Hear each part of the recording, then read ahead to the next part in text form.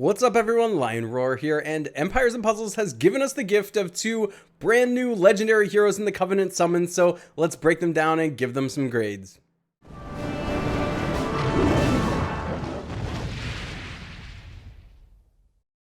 But first, download Gemstone Legends, a mobile RPG puzzle match game. Use the link in the description to start with free stuff, including a bonus hero.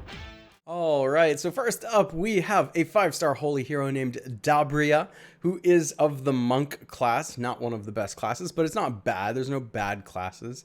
It's just not one of the top 3. And then he is also, of course, part of the Abyss Hunter family, and that's an increase for 2, 3, 4, or 5 heroes of 5, 10, 15, or 20% defense, and that actually synergizes with his special really well that we're going to take a look at in a moment. So I like that for him. You're really going to try to pair him with others on this in this particular family. He does have a passive here, damage over time on special. When this character casts their special skill, they give a hunter's mark on a random enemy. The target receives 150 damage over 3 turns. So that's interesting. And then Hunter's Sense, when this character casts their special skill, they transfer the newest cleansable status ailment from himself to the target. If the special skill cannot target an enemy, a random enemy is chosen instead. If this character has no cleansable status ailments, they recover 8% health. That's a real mouthful for a passive, which I think is interesting. The passives are getting better and better, and typically the more text you see, the better the effect is. Also, I forgot to mention with the family bonus, if you're doing the Monster Island, you get these huge bonuses of 20% attack, defense, and health, and then 50% less permanent damage taken, which is absolutely incredible. With this guy, I mean, this guy will really get you through that, again, when we look at the special in a moment. And then you have that stack, max 10 of when the character casts their special skill, all enemies get negative 3% defense. Okay, 895 attack, 1011 defense, and 1707 HP. That's with the max preview turned on. When we turn that off, that's 803, 846, and 1417 respectively. So while these numbers are not like outrageous, they're obviously leaning a little bit more into defense and HP, which fits this character well, and his special of Liturgy of the Fallen, which is average speed.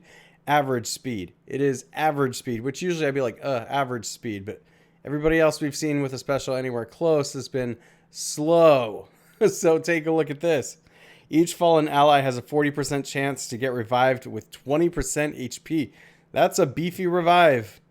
All allies regenerate 894 HP over 4 turns, starting low and increasing every turn.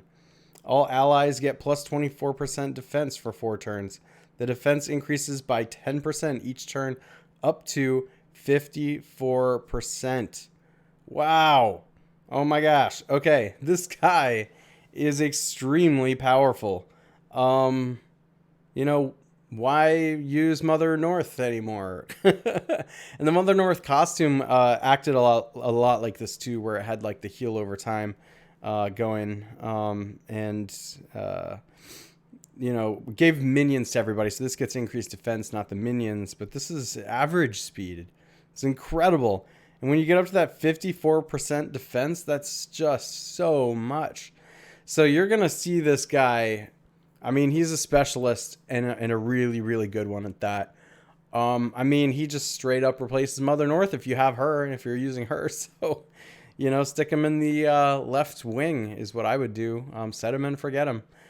Pair him with other revivers. Mother North is not the only one. There's plenty of revivers, but you know, now if you do have Mother North, you can, especially in rush attack, put this guy on one side, put Mother North on the other side, and you're gonna make for some shenanigans. People were already trying that with several revivers as well, and so that's extremely powerful in that particular setting. It makes it really annoying to try and defeat a team like that.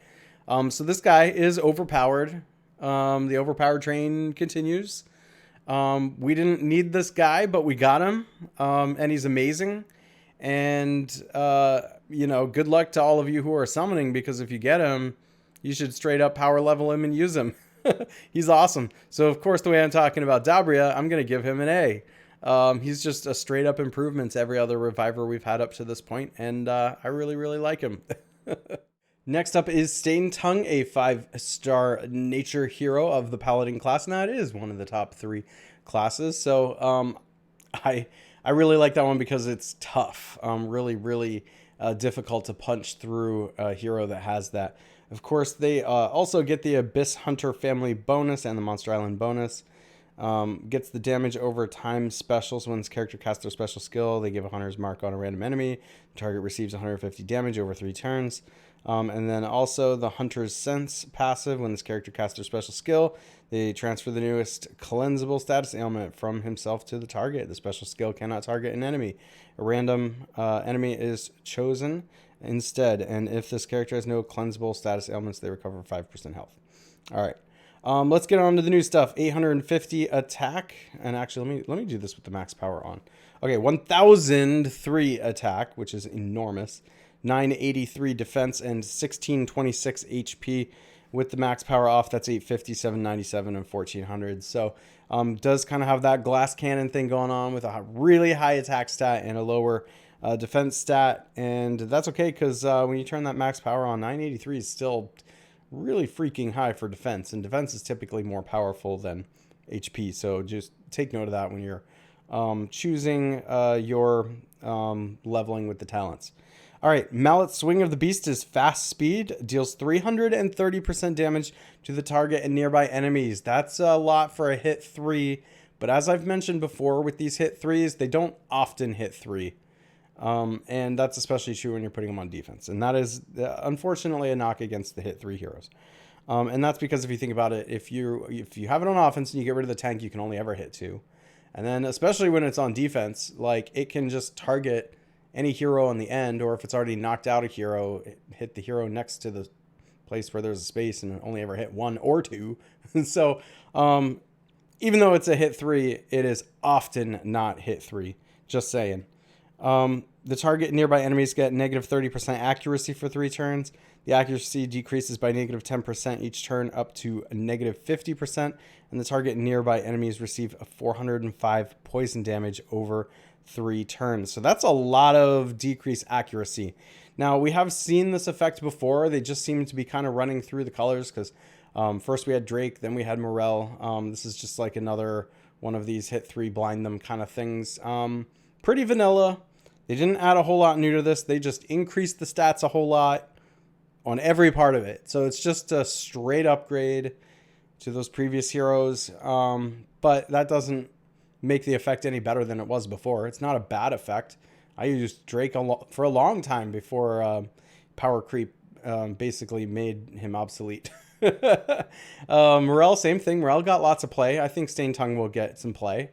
But I think Staintongue is probably a B+, because I can't see using him absolutely everywhere or being the best in nature if you have a whole lot of choices. But he's a pretty strong one. He's fine. He's going to do a lot of damage. That's a heck of a lot of blind. And so there's, and to boot, they threw poison on top of it. So, I mean, it's good. He's good. He's fine. He's just not great and not deserving of an A. That's my opinion. But what do you think? This is just speculation. So let me know in the comments. And if you enjoy videos like this, make sure to like, subscribe, and hit that bell notification. And I will catch you in the next one.